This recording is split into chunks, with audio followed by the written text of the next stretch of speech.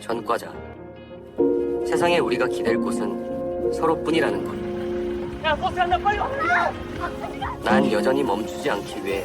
Kisah ini akan berfokus pada kehidupan Cha Woo-sul dan ketiga sahabatnya semasa di penjara setelah mereka semua selesai menjalani masa hukuman di film pertama mereka. Sebagai mantan narapidana, cukup sulit bagi mereka untuk beradaptasi sosial di lingkungan sekitar karena pandangan dunia terhadap mantan pelaku kejahatan itu masihlah dianggap sebelah mata. Dan satu-satunya tempat di dunia yang bisa mereka andalkan hanyalah dukungan satu dengan yang lainnya, walaupun tujuan dan harapan mereka itu tidaklah sama. 전과자라는 낙인이 우리를 몰아붙여도 반드시 어제의 우리보다 더 나아지겠다. 후회가 없는 상어처럼. 형! 저 체육관 들어갔어요. Meskipun Cha Woo-sul telah keluar dari penjara, dia tidak lupa untuk selalu mengunjungi Jong Dun-hyung, seorang narapidana yang dulu merupakan orang yang mengajarinya ilmu bela diri selama di penjara. Woo-sul banyak bercerita tentang kehidupan teman-teman narapidana lainnya setelah keluar dari penjara, seperti Han Sung-yong yang memulai bisnis truk makanannya setelah dia mengambil kelas membuat roti beberapa waktu yang lalu. Lee Woo-jun sedang mempersiapkan dirinya untuk ujian kesetaraan sekolah dengan memanfaatkan waktu luang di tempat dia bekerja. Sementara itu, Sang Hyup yang merindukan hidupnya sebagai atlet selama di penjara kembali lagi ke gimnasium walaupun hanya menjadi pesuruh, dan dirinya diajak oleh Sang Hyup untuk bekerja di gimnasium walaupun hanya sebagai pekerja paruh waktu. Cha Woo-sul sangat bersyukur bisa bekerja di gimnasium karena selain bisa mendapatkan tempat tinggal sementara di sana, dia juga bisa berolahraga bersama Sang Hyup seusai bekerja demi tujuannya menjadi atlet bela diri profesional. Doo-jun sangat senang mendengar Cha Woo-sul bisa menjalani kehidupannya di luar sana, namun tak lupa mengingatkannya untuk lebih menjaga dirinya sendiri, apalagi setelah kejadian 6 bulan yang lalu saat dia mengalahkan Bae Sok-chan yang terkenal di kalangan gangster setelah keluar dari penjara. Pasti akan ada banyak orang yang mencoba menghasutnya. Lakukan yang terbaik untuk hidupmu, karena dia akan selalu mendoakan dan mendukungnya di sini. 최선을 다해봐. 응원할게. 감사합니다. 훈련 마치셨으니까 오후 훈련 시간 맞춰서 깨워드리겠습니다. 푹 쉬십시오. 네, 클러브. 알코올로 닦아서 락커에 넣어뒀습니다. 빼서 빨리 와라, 느려, 빨리 와라, 빨리. Waktu pun berlalu, terlihat Woo-sul yang sedang menjalani pekerjaannya di gimnasium. Bersama dengan itu, Songgot yang merupakan atlet MMA profesional sedang berlatih tanding dengan sang manajer sebelum malam harinya dia akan melakukan pertandingan penting di suatu tempat. Sambil terus mengayunkan pukulan dan tendangan ke arah sang manajer, Woo-sul juga terlihat sedang memakinya karena kenapa dia tidak bisa menyediakan samsak manusianya hari ini. Jimin mengatakan kalau sudah tidak ada orang yang mau lagi dibayar untuk menjadi samsaknya karena pukulannya yang terlalu kuat. Akan tetapi jika Songgot masih bersikeras ingin adanya samsak manusia, mungkin tukang bersih-bersih gimnasium itu bisa menjadi alat latihannya. Songgot jelas sangat senang melihat Woo-sul yang nampak lemah dan bisa dijadikan alat pemuas egonya. Awalnya, Woo-sul sempat kebingungan dengan apa yang dikatakan oleh Songgot. Namun setelah dia mengimin-imini Woo-sul dengan bisa menjadikannya atlet kalau Woo-sul bisa mengalahkan atlet profesional, membuat Woo-sul sangat bersemangat untuk berlatih tanding dengan Songgot. 야, 저거 보호구 하나 챙겨줘라. 샌드백 벌써 졸았다. 혹시하냐? 프로선수 이기면 관장이 너 선수 시켜줄지? 와 진짜 샌드백 풀성 대박이다. 시펄새끼야. 잘 피한다. Woo-sul diberikan sarung tinju dan alat pengaman kepala. Akan tetapi karena dia ingin melihat seberapa jauh kemampuan dirinya sendiri, Woo-sul menolak untuk memakai alat pelindung di kepalanya. Melihat Woo-sul yang nampak meremehkan dirinya, membuat Songgot makin bersemangat dengan terus melancarkan pukulan demi pukulan ke arah Woo-sul. Woo-sul hanya bisa terus bertahan menerima pukulan-pukulan itu, hingga dia mendapatkan momen di mana bisa beradu kekuatan pukulan tangan dengan Songgot.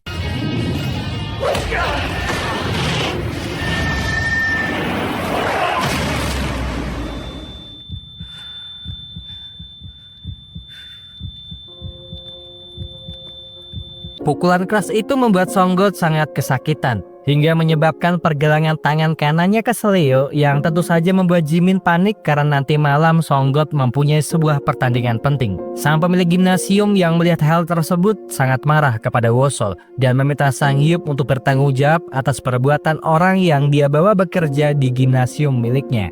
Malam berlalu, nampak di sebuah gedung terbengkalai, orang-orang kaya dari berbagai penjuru negara Korea Selatan sedang berkumpul untuk bertaruh di sebuah pertarungan ilegal. Banyak uang dikeluarkan, hanya demi bertaruh kepada para petarung-petarung pilihan mereka, hingga pertarungan terakhir yang mempertemukan Tank dengan sang atlet profesional MMA Songgot. Mereka semua sangat menantikan pertarungan ini sebab Songgot merupakan atlet profesional yang mau bermain di pertarungan ilegal ini. Apalagi selama Songgot bermain, dia belum pernah kalah sekalipun. 송골새끼 쳤습니다. 선수가 안 나왔습니다. Ketua sekaligus pemilik arena pertarungan yang mengetahui kalau Songgot tidak bisa datang ke arena, lalu merubah pertarungan agar para pelanggannya masih bisa menikmati hiburan. Dia akan maju sebagai petarung pengganti, yang membuat banyak petarung senang dan tidak senang karena mereka tahu seberapa gilanya Hyun Woo Young dalam bertarung. Akan tetapi sebagai daya tarik tambahan para petaruh, sebuah peraturan baru pun diterapkan dengan akan memberikan uang kemenangan double bagi para petaruh yang memilih Tank jika dia sanggup bertahan selama 30 detik melawan Hyun Woo.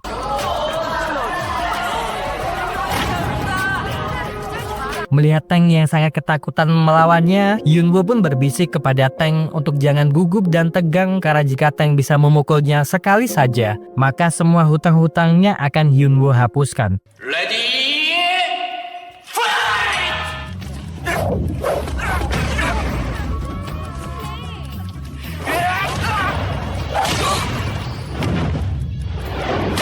Tank dibuat tak berdaya setelah menerima 2 pukulan dan 1 tendangan dari Hyun Woo hanya dalam tempo 10 detik dan apesnya dia masih harus merelakan kakinya cacat seumur hidup setelah Hyun Woo mematahkan pergelangan kakinya.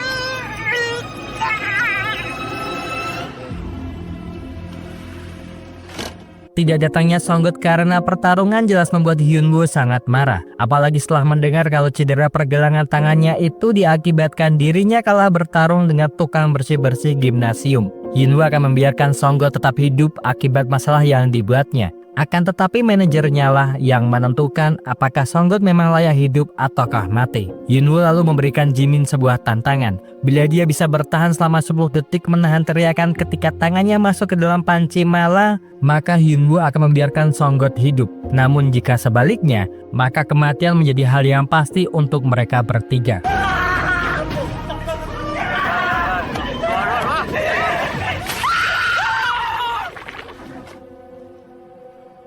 Daepo, orang kepercayaan Hyun Woo, mengatakan kalau orang yang telah membuat pergelangan tangan Songgot cedera adalah orang yang juga menusuk mata Bae Sok-chan serta membuatnya babak belur 6 bulan yang lalu. Scene pun berganti dengan memperlihatkan Wosol yang sedang menerima telepon dari Sang Hyuk untuk mengabarinya kalau malam ini dia boleh kembali tidur di asrama gimnasium karena sang pemilik gimnasium telah mempertimbangkan untuk tidak memecatnya. Wosol senang mendapatkan kabar tersebut. Akan tetapi ketika dia akan kembali ke gimnasium, tak sengaja Wosol melihat Wonjun yang sedang berada di rumah seseorang berusaha meminta maaf kepada orang yang dulu pernah dibulinya hingga mengalami cacat seumur hidup. 뛸 수 있겠나? 뛰보라니까. Usahanya saat ini mungkin memang belumlah sesuai dengan harapan Wonjun karena orang tersebut tidak mau menerima permintaan maaf dari Wonjun seperti juga halnya orang-orang yang ada di dalam daftar catatannya. Wosol selalu menyapa Wonjun, tetapi dia tidak ingin bertanya dengan apapun yang dilakukan oleh Wonjun di tempat ini yang kemudian mengajaknya untuk pergi ke kedai makan milik Sungyung. Sesampainya di kedai truk food Sungyung, Wonjun dan Sungyung sempat berdebat tentang hutang-hutang di masa lalu mereka, meskipun itu hanyalah sebuah candaan pertemanan di antara mereka berdua. Wosol hanya bisa tersenyum melihat kelakuan mereka berdua. Sebelum akhirnya Yoo Ji-hye, guru les Wonjun, datang untuk nongkrong bersama dengan mereka bertiga. 오래오래 함께해요. 건배! 건배!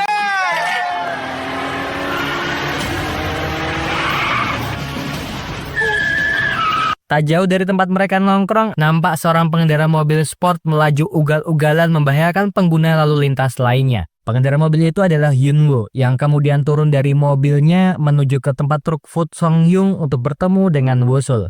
네가 차우 소리야? 배석찬 알지? Hyunwoo mengatakan kalau dialah orang yang telah mempekerjakan Bae Sek-chan, dan hanya dengan melihat matanya saja, Hyunwoo bisa menyimpulkan kalau Woo-sul lebih baik dibandingkan dengan Sok-chan. Maka dari itu, Hyunwoo menawari Woo-sul untuk bekerja dengannya karena dia akan mendapatkan uang lebih banyak dari yang diharapkannya. Woo-sul langsung menolak mentah-mentah permintaan Hyunwoo, sebab hidupnya akan bergantung pada dirinya sendiri, bukan dari orang lain. Tak lama seorang pengemudi yang merasa terganggu dengan cara Hyunwoo mengemudi mendatanginya. Namun hanya dengan sekali pukulan Hyunwoo saja, orang tersebut jatuh tak sadarkan diri. Hyunwoo yang melihat Jihye di sana terbesit akan sebuah rencana yang bisa digunakannya untuk memaksa Woo-sul menuruti segala permintaannya. 어쩔 수 없네 이거. 여친인가 봐. Esok harinya, ketika Jihye akan pulang setelah bekerja, dia dikejutkan dengan suara barang-barang yang jatuh dibawa oleh seorang wanita hamil. Jihye lalu mencoba untuk menolong wanita tersebut dan membantu wanita itu memasukkan barang-barang belanjaannya masuk ke dalam mobil. Namun ternyata wanita yang bernama Park Si-hyun itu merupakan bawahan dari Hyunwoo, berniat menculiknya dan ingin membawa Jihye ke suatu tempat.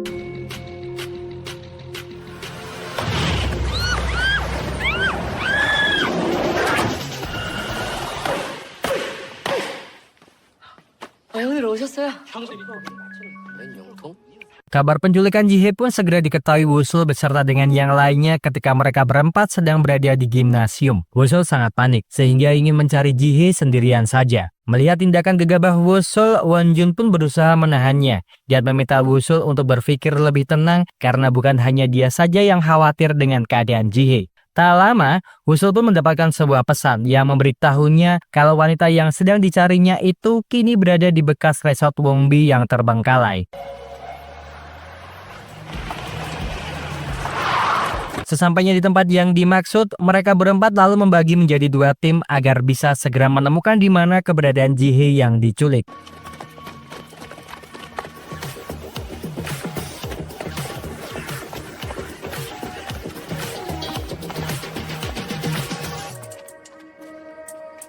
Setelah lama berkeliling, mereka berempat pun belum bisa menemukan di mana keberadaan Jihye di tempat tersebut. Hingga Woo-sul tak sengaja sayup-sayup mendengar suara ponsel milik Jihye dari dalam gedung. Won-jun sempat menahan Woo-sul untuk tidak gegabah masuk ke dalam sana. Karena lebih baik kalau mereka berdua menunggu dulu kedatangan Sung-yong dan Sang Hyup datang ke sini. Namun lantaran Woo-sul yang sudah sangat cemas dengan keadaan Jihye tidak peduli dengan apapun perkataan Won-jun.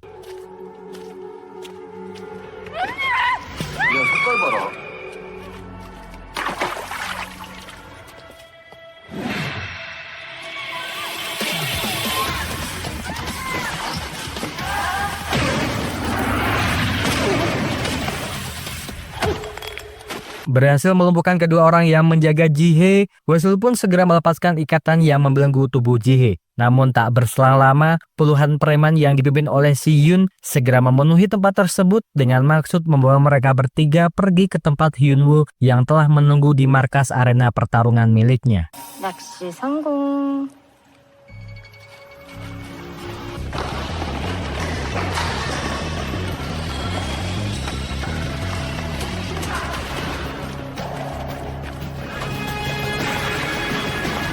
Sang Hyup dan Sung-yong yang melihat mereka bertiga telah diculik berusaha mengikuti kemana mobil itu membawa ketiga rekanan mereka dari belakang. 오늘 아침 송곳이라는 이름으로 알려진 격투기 선수의 Esok paginya, kabar tentang kematian Song-got menjadi berita yang menggemparkan di seluruh penjuru sudut kota. Karena selain ditemukan dalam keadaan mengenaskan di bantaran Sungai Han, para pihak kepolisian juga menduga kalau insiden ini terjadi akibat konflik dengan sang manajer dan setelah melakukan pembunuhan itu, sang manajer melakukan bunuh diri. Selain kedua mayat tersebut, pihak kepolisian juga menemukan mayat wanita bernama Choi yang merupakan kekasih dari Song-got. Beberapa waktu pun berlalu, Woo-sul yang terbangun dari pingsannya agak terkejut mendapati dirinya yang terikat di kursi dengan melihat Hyunwoo di hadapannya. Woo-sul berusaha memberontak dan bertanya tentang di mana keberadaan dari teman-temannya. Yunwoo pun lalu membalikan kursi Wosul agar dia juga bisa melihat kondisi dari kedua temannya dalam keadaan yang sama dengan dirinya, yang kemudian mengajak Wosul untuk sedikit bermain permainan yang dimana dia diharuskan memilih salah satu di antara kedua temannya untuk tetap hidup. Melihat Wosul yang sangat kebingungan memilih membuat Yunwoo agak jengkel karena urusannya bukan hanya menunggu Wosul memilih salah satu di antara kedua temannya. Yunwoo lalu memberikan perintah kepada Si Hyun menggantikan posisi dirinya meneruskan permainan ini, tapi jangan lupa untuk merekam semua kejadian ini. 녹화.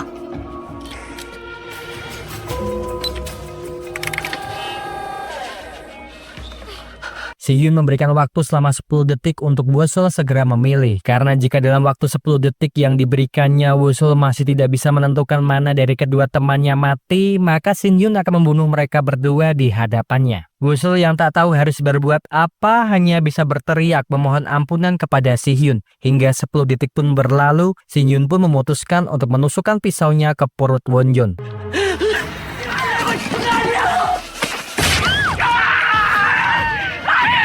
Tak puas dengan tusukan pertamanya, Si Hyun mencoba menusuk kembali perut Wonjun. Namun yang tidak diduga, ternyata Wonjun berhasil lepas dari ikatannya yang kemudian menyerang balik Si Hyun menggunakan pukulannya.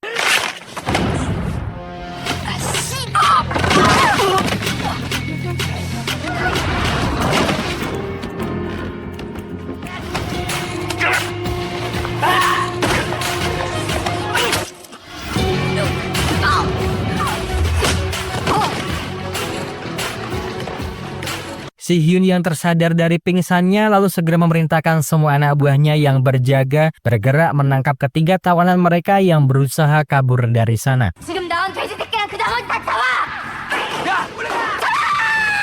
Menyadari banyaknya penjaga yang berusaha menangkap mereka bertiga, Wonjun dan Wonsul pun terpaksa membrutal membantai semua penjaga yang berusaha menangkap mereka semua.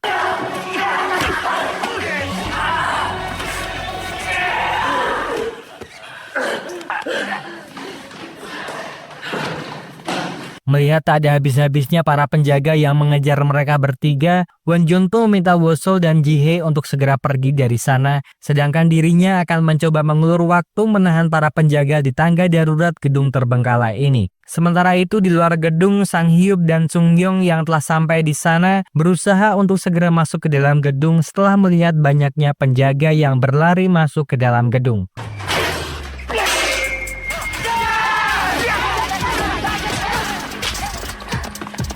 Wosul dan Jihye terus berlari untuk keluar dari gedung. Namun ketika mereka sampai di basement parkir, para penjaga telah berada di sana menunggu kedatangan mereka. Wosul bersiap untuk melawan mereka. Namun untung saja Sang Hyuk dan Sung Yong yang telah tiba di sana langsung membrutal melawan para penjaga gedung tersebut.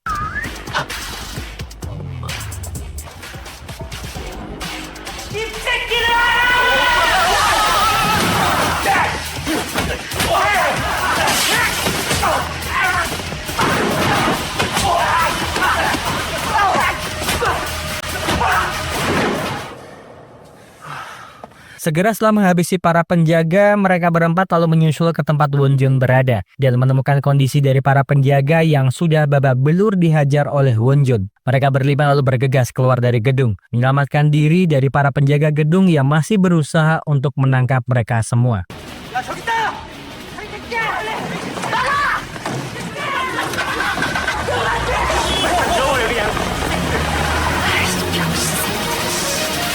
Luka tusukan di perut Wonjun ternyata semakin lebar akibat pertarungannya, yang membuat Wonjun harus kehilangan banyak darah selama perjalanan mereka menuju ke rumah sakit. Wonjun meminta sahabat-sahabatnya itu untuk tetap meneruskan mimpi mereka, meskipun saat ini dunia membenci mereka. Dalam kesadarannya yang semakin menghilang, Wonjun pun teringat kembali tentang orang-orang yang dulu dibulinya dan meminta khusus kepada Wosul menemui mereka semua untuk menyampaikan permintaan maafnya atas semua perbuatan yang telah dilakukannya di masa lalu terhadap mereka semua.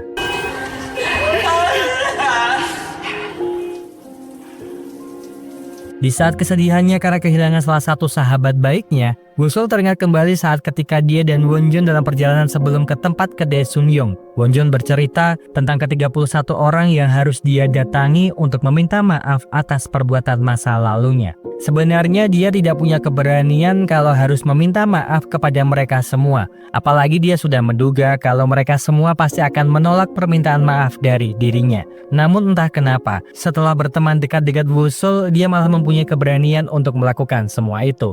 Woo-sul hanya bisa menangis di depan altar Won-jun hingga tiba-tiba seorang wanita datang memukulnya dari belakang.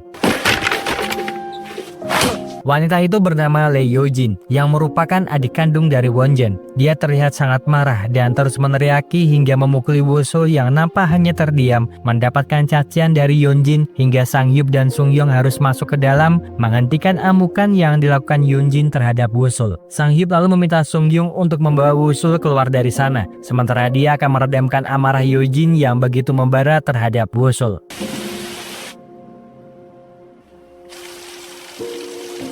Woo-sul terlihat terus menyalahkan dirinya atas apa yang terjadi dengan Won-jun sampai-sampai dia ingin menukar nyawanya demi menggantinya dengan nyawa Won-jun.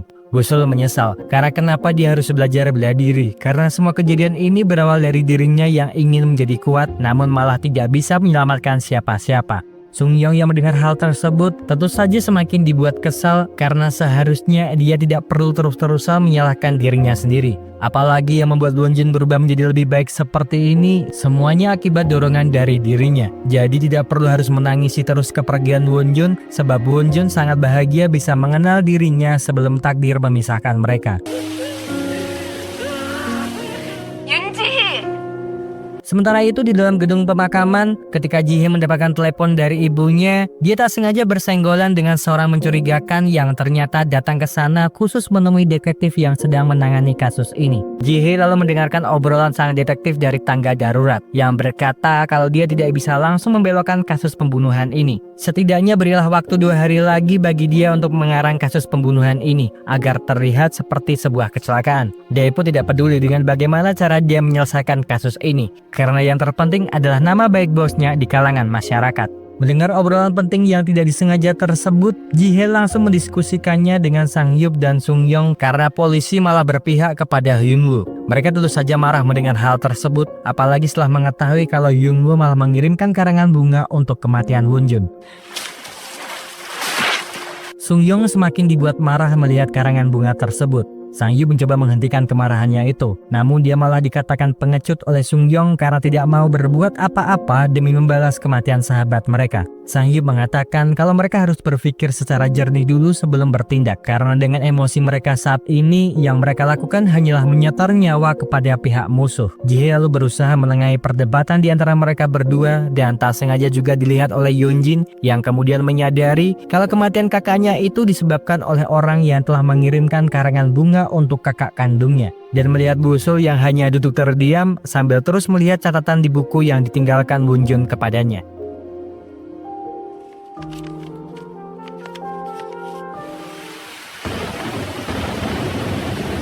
원준이 형 이렇게 만든 놈들 죗값은 치르게요. Tak ingin kematian Won-jun sia-sia, Woo-sul pun mengajak Sang-hyuk dan Sung-young membalas perbuatan yang dilakukan oleh Hyun-woo. Karena hukum saja tidak akan bisa digunakan untuk membalas apa yang telah dilakukan Hyun-woo kepada mereka. Namun mereka harus menyusun sebuah rencana dahulu sebelum melakukan semua ini. Yeon-jin yang mengetahui rencana tersebut meminta mereka bertiga untuk mengajaknya juga, karena dia pun tidak akan tinggal diam begitu saja atas perbuatan orang yang telah membunuh kakak kandungnya. Segera setelah itu, mereka lalu menyusun sebuah rencana agar mereka bisa mendapatkan bukti atas kejahatan yang Hyun-woo lakukan. Karena saat itu Woo-sul mendengar kalau Hyun-woo meminta anak buahnya merekam kejadian di saat mereka bertiga diculik. Ji-hye menduga kalau pasti ada sebuah tempat yang digunakan untuk menyimpan rekaman tersebut. Namun tidak mungkin juga bagi mereka untuk menyisiri setiap gedung mengingat banyaknya orang yang berjaga di gedung itu. Maka untuk mencari ruangan tersebut, mereka harus membiarkan orang-orang di sana yang menuntun mereka dengan cara mengirimkan sebuah kotak kosong berisikan kamera yang nantinya dikirimkan oleh Yeon-jin karena hanya dia sajalah yang belum diketahui oleh para penjaga gedung Hyun-woo. Dan agar para penjaga tidak membuka paket yang dikirimkan ke ruang perekam, sebuah kartu nama khusus pemberian Hyun-woo waktu itu akan diletakkan di atas paket. 물건이니까 잘 갔더라. 대박. 이게 진짜 먹힌다.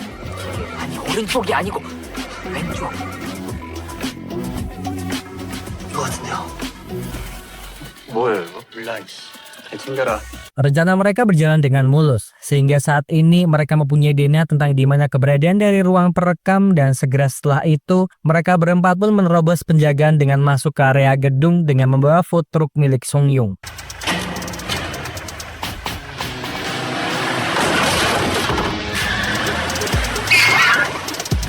Para penjaga yang melihat ada orang yang menyusup masuk ke gedung segera mendekati truk yang terparkir di area basement parkir. Akan tetapi yang tidak mereka sadari, ternyata Sun Young telah menyiapkan sebuah jebakan yang membuat dirinya harus merelakan truk Ford miliknya meledak membunuh beberapa orang penjaga gedung Yunwoo.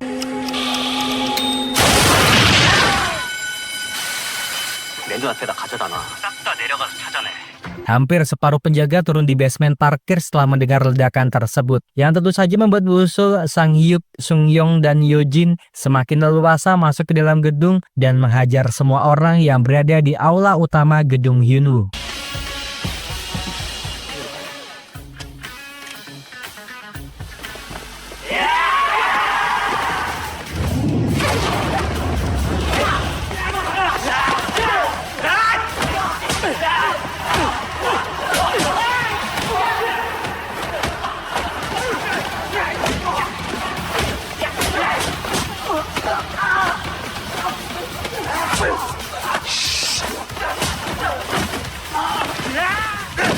Setelah menghabisi semua orang yang berada di aula, Woo-sul masuk ke dalam sendirian untuk mendapatkan bukti video kejahatan Yunwoo. Tetapi tak berselang lama, para penjaga yang tersisa masuk kembali ke gedung aula untuk menghabisi Sang Hyuk beserta dengan yang lainnya.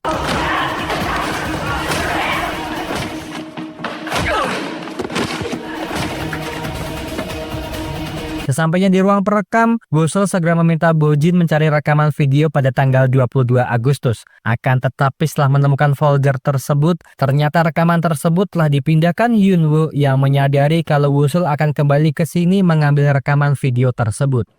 내려가 보겠습니다.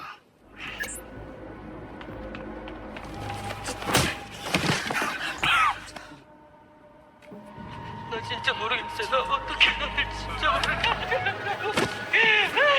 Yunwoo lalu memutar rekaman video tersebut menggunakan pengeras suara agar mereka berempat bisa mendengar suara kematian Woonjun dan meminta Woo-sul untuk mengambilnya sendiri di ruangan arena pertarungan. Daepo mempersilahkan Woo-sul untuk naik ke atas, namun tidak membiarkan ketiga rekanannya pergi dari tempat ini dan meminta semua bawahannya untuk membersihkan kekacauan yang ada di basement parkir, sementara mereka bertigalah yang akan menghadapi bocah-bocah pemarah ini.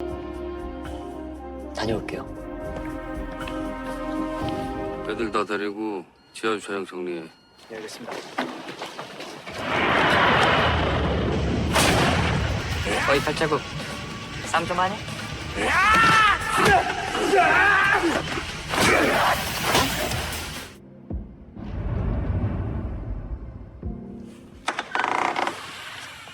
Sesampainya di sana, Yunwoo lalu menunjukkan flash disk berisikan rekaman video tersebut kepada Woo-sul. Yunwoo memberikan dua pilihan kepada Woo-sul. Yang pertama, segera mengambil flash disk tersebut atau memilih untuk bersenang-senang dahulu dengan dirinya. Namun jika dia hanya ingin mengambil flash disk tersebut saja, maka Woo-sul harus memilih salah satu di antara teman-temannya yang mati menyusul rekanannya. Tak ingin teman-temannya bernasib sama dengan Woonjun, Woo-sul pun terpaksa meladeni sebuah pertarungan yang sangat diinginkan oleh Yunwoo. 아, 친구보다 가족이 더 자극적이려나?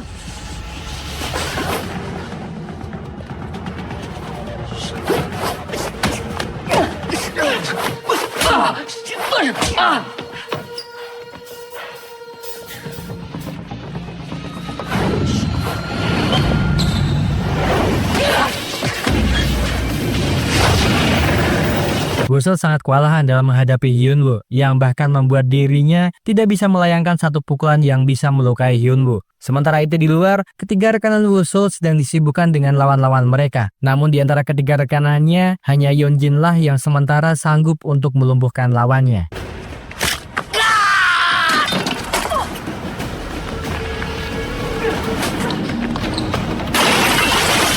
Yunwoo sangat kesal kepada Woo-sul karena harapannya bisa mendapatkan pertarungan yang serius dengan Woo-sul berakhir dengan kekecewaan sebab Woo-sul tidak sekuat yang diharapkan dirinya. Dia lalu memutar kembali rekaman video saat itu agar Woo-sul mempunyai semangat dalam bertarung dengannya. Apalagi jika dia tidak bisa mengalahkannya, Yunwoo memastikan akan membunuh ketiga rekanannya yang lain, sama seperti apa yang terjadi di dalam video tersebut.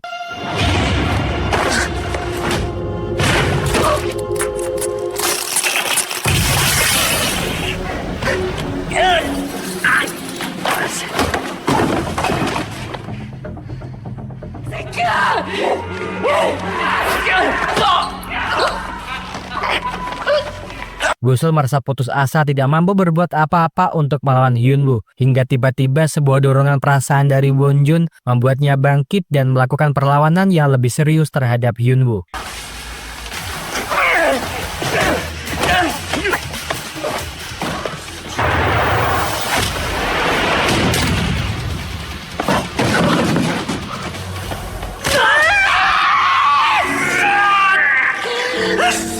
Sang Hyuk, Sungyeon, dan Yeonjin terlihat masih berusaha untuk melawan musuh mereka, apalagi lawannya mempunyai kekuatan fisik serta kemampuan bela diri yang bisa dikatakan lebih unggul sedikit dibandingkan dengan mereka bertiga.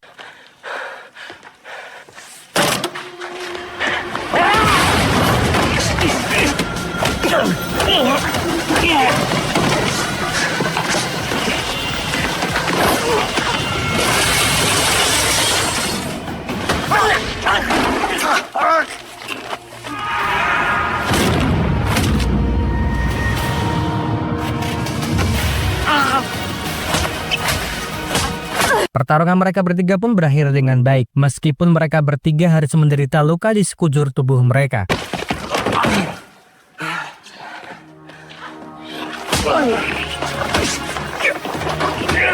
Yunwoo dan Wusul yang terlihat sudah sangat kelelahan dan kesakitan masih berusaha melawan dengan kekuatan yang masih mereka miliki.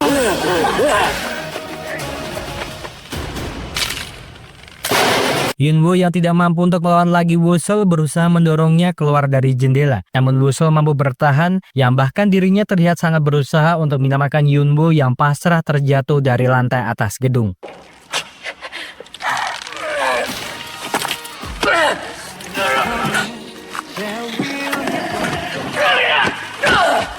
Yunwoo mengatakan jika Wusul pasti akan menyesali keputusannya karena malah mencoba menyelamatkan hidupnya. Namun Wusul mengatakan jika mereka berdua sangatlah berbeda, sebab dia masih punya sesuatu yang membuat hidupnya menjadi berarti.